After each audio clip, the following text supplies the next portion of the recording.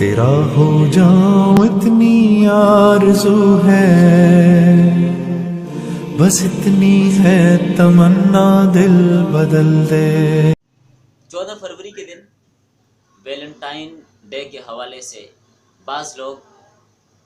पैसा कमाने की खातर दिल नुमा चॉकलेटें या टॉफ़ियाँ, कैंडियाँ या इस तरह कोई पेस्ट्री, केक, मिठाई, बर्फ़ी जो दिल टाइप सुर्ख रंग की बनाकर वो बेचते हैं, या इस दिन फूल या गुलदस्ते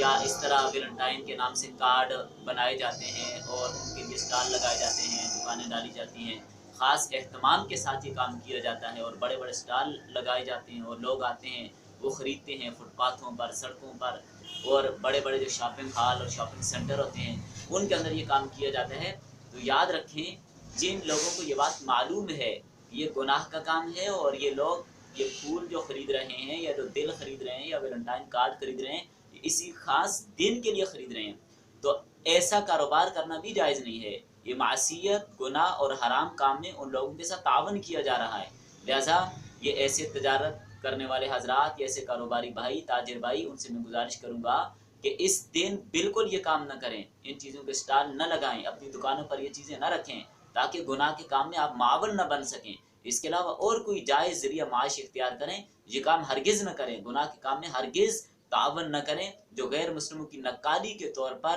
बुतप्रस्त कौमों की नक्काली के तौर पर जो काम किया जाता है, उनका तावन आप हरगिज़ न करें और उनके दस्तबाजू और मुआविन हरगिज़ न बने।